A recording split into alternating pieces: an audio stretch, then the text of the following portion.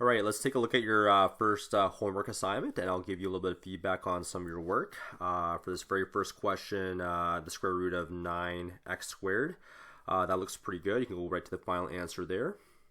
For part B, this is pretty good how you split it up. You may want to just maybe write this as, since you have an odd power, you might want to just write this as x to the power of 4, just go one power lower and then multiply by an x, and then from there you can just kind of jump to that final answer. So that looks pretty good. For letter D, this one looks pretty good here, so yeah, that's right. This looks pretty good. That looks good. This work looks good. That work looks good.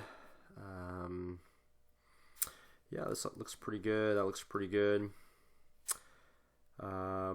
Yeah, maybe on letter K here, because you have an odd power. There's different ways you can write this. Although this part right here looks good, I mean, you can just maybe, to save yourself a little bit of work here, maybe you could just, if you have an odd power, which you have here as a power of 5 here, I would just decrease that by 1 right away. So x to the power of 4, and then multiply by x. So that right there is really x to the power of 5. So you're kind of doing that here and here. And then finally you have your y squared term, which you can leave right there. So you can put this all under one big bracket. And then from there, if you want to just jump to the final answer here, you know, this one right here is just x squared. And that one right there is just y. And then this part right here, you can leave back on the inside there. So you can probably just do that when you're dealing with some odd powers there. This part right here looks pretty good. I would just avoid this. Don't write down 4 squared. I mean, although that's correct, I mean, 16 is 4 squared, but I mean, we all know what the square root of 16 is. It's just positive 4. So if you want to just get rid of that, that's totally fine. That looks right. Same thing here. If you have a 4 here, I mean, I would rewrite this as the square root of 4. And then since you have an odd power gain, always do 1 less than the power. So 1 less than 9 is going to be 8. So x to the power of 8 times x. Whoops. Times x. And then from here, you can kind of just jump to the final answer, right? What's the square root of 4? Well, the square root of 4 is 2. What's the square root of x to the power of 8? Well, that's x to the power of 4. And this one's an odd power, so that just remains on the inside. So that's still correct.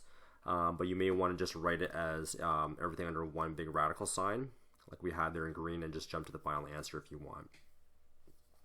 This one gets a bit tricky sometimes, this part right here. Okay, overall that's pretty decent. Let's take a look at some other questions that you had for homework here. Question number 7 here. Okay, yeah, these answers look fairly right. Essentially what you're really doing is this 3 is called the index, and that 4 is an index. So 3 times 4 is 12. So you can put the 12 on the outside. So 3 times 4 is 12, and make sure that 12 is right there is the index, and the x can just be on the inside there. So make sure you write it like the 12th root of x, not that's not the same thing as 12 root x, right? These two things are completely different. So when I take a look at that, it kind of looks like that. So make sure that your 12 is actually right in there in between the radical sign right there. So that's one little feedback I'll have to give you for that. Okay, other than that, most of this looks pretty good. Yeah, by seeing that, you notice that there's a 2 here, a 2 there, and 2 there, and 2 times 2 times 2 is 8. So once again, you get the 8, and then make sure it's like that, and then everything on the inside, which is x, y squared, z cubed. Okay, so just make sure you fix that. Other than that, it's the same kind of feedback for all the other questions there. So, okay, overall looks okay. Let's keep on moving on here.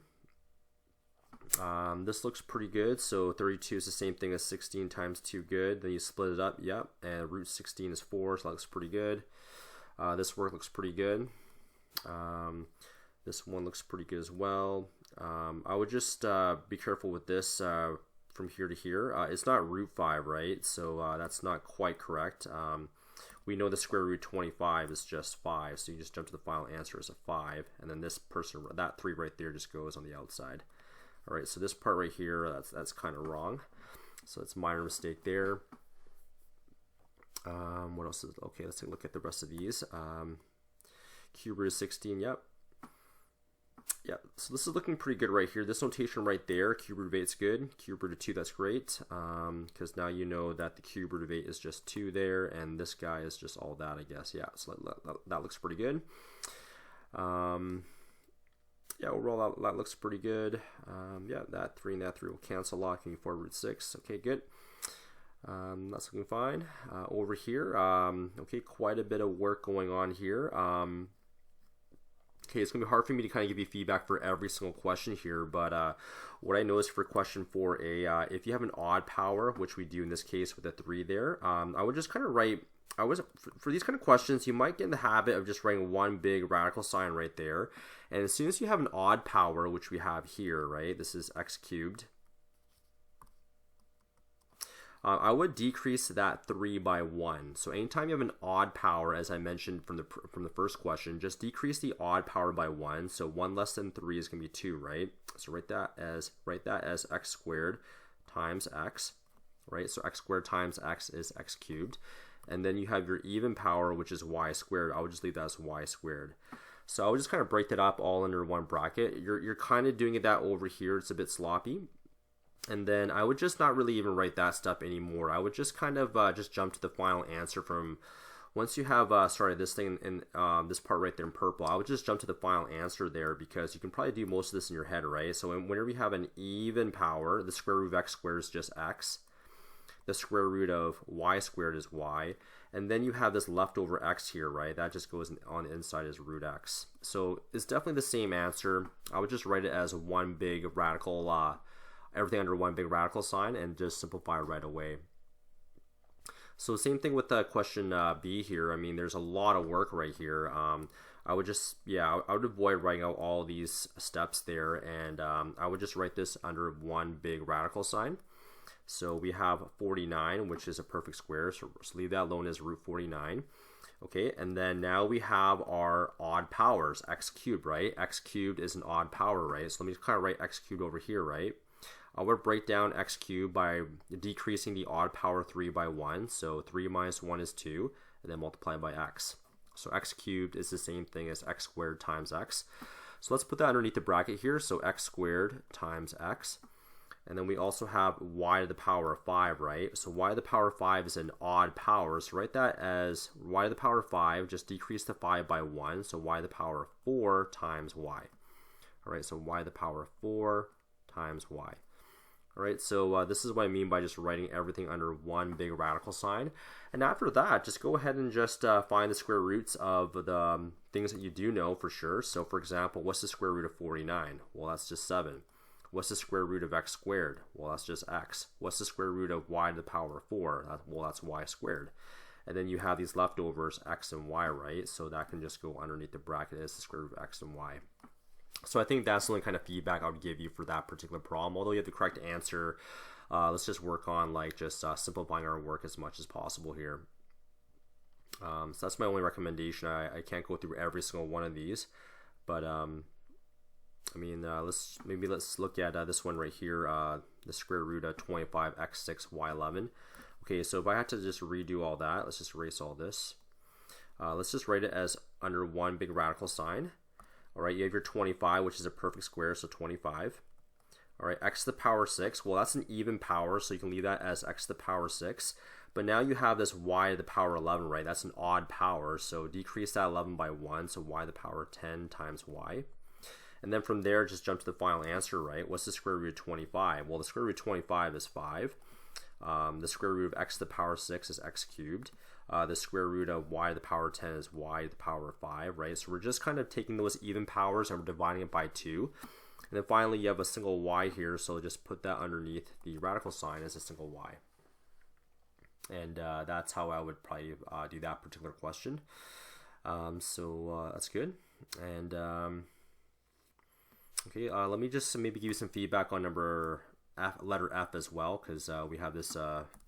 we do have a square root here under a fraction here. So, so once again, one big radical sign. Okay, so I have an x to the power 4, which is an even power. So x to the power 4, leave like that. Then you have y to the power 5. That's an odd power. So that's y to the power of 4 times y. And then you have this 144 on the bottom, right? So mathematically, that's the same thing as really just 1 divided by 144. Okay, so it's really just 1 divided by 144.